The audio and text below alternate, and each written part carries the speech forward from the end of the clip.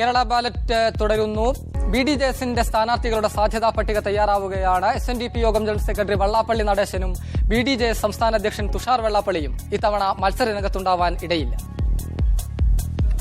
BJPയുമായി നടക്കുന്ന ഉഭയകക്ഷി ചർച്ച പുരോഗമിക്കുന്നതനുസരിച്ച് BDJSന്റെ പട്ടികയ്ക്ക് രൂപം നൽകാനാണ് തീരുമാനം.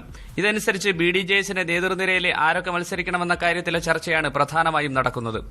യോഗക്ഷേമ സഭയുടെ അധ്യക്ഷൻ അക്കീരമൺ കാളിദാസ ഭട്ടതിരി തിരുവല്ലയിലും കോൺഗ്രസ് നേതാവായിരുന്ന കെപ്കോ മുൻ ചെയർമാൻ K പത്മകുമാർ കോന്നിയിലും മത്സരിക്കണമെന്നതാണ് ധാരണ. മുൻ ദേവസ്വം ബോർഡ് അംഗം സുഭാഷ് വാസു കായംകുളത്തും Kanichukulangara union president KK Mahesh ചേർത്തലയിലും മത്സരിക്കാനാണ് സാധ്യത. KPMS നേതാക്കളായ TV ബാബു വൈക്കത്തും NK നീലകണ്ഠൻ നാട്ടികയിലും തുറവൂർ സുരേഷ് അടൂരിലും മത്സരിച്ചേക്കും. SNDP യൂണിയൻ ഭാരവാഹിയായ രാജീവിനെയാണ് അരൂരിൽ പരിഗണിക്കുന്നത്. BDJS ആവശ്യപ്പെടുന്ന പല സീറ്റുകളും BJPക്ക് കൂടുതൽ താൽപര്യമുള്ളതാണ്. എന്നാൽ എല്ലാ ജില്ലയിലും BDJSന്റെ സ്ഥാനാർത്ഥി വേണമെന്നതാണ് പാർട്ടിയുടെ ആവശ്യം. SNDPയുടെ സംസ്ഥാന നേതൃനിരയിലെ ആരും മത്സരരംഗത്ത് വേണ്ടെന്നതാണ് വെള്ളാപ്പള്ളി നടേശന്റെ താൽപര്യം. ഇതിനെക്കുറിച്ചുള്ള ആലോചനയ്ക്കായി SNDP യോഗം ഭാരവാഹികളുടെ യോഗം ആലപ്പുഴയിൽ വിളിച്ചിട്ടുണ്ട്. മാർച്ച് 15 മുമ്പ് ഇത്തരം ചർച്ചകൾ പൂർത്തീകരിക്കാനാണ് തീരുമാനം. ഷൈജു, മീഡിയ 1, ആലപ്പുഴ. നിയമസഭാ തെരഞ്ഞെടുപ്പിൽ തൊഴിലാളി പ്രതിനിധിയെ മത്സരിപ്പിക്കുമെന്ന് പൊമ്പിളയൊരുമൈ. ദേവികുളം, പീരുമേട് മണ്ഡലങ്ങളിലാണ് സ്ഥാനാർത്ഥികളെ നിർത്തുക. തോട്ടം മേഖലയിലെ തൊഴിലാളികളുടെ പ്രശ്നങ്ങളിൽ ട്രേഡ് യൂണിയനുകളും സർക്കാരുകളും തുടരുന്ന നിഷേധാത്മക നിലപാടിനെ തുടർന്നാണ് തീരുമാനമെന്നും സംഘടനാ പ്രസിഡന്റ് ലിസി സണ്ണി പറഞ്ഞു.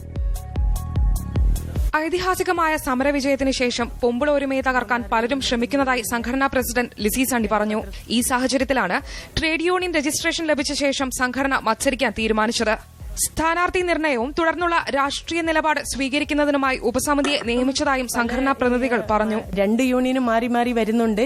രണ്ട് പാർട്ടിയും മാറി മാറി വന്നിട്ടുണ്ട്. ഞങ്ങൾക്ക് പ്രയോജനം ഇല്ലാത്തതുകൊണ്ടാണല്ലോ ഞങ്ങൾ സ്വന്തമായിട്ട് തന്നെ പൊമ്പിള ഒരുമയുടെ ഒരു നേതാവിനെ നിർത്തണമെന്ന് തീരുമാനിച്ചത്.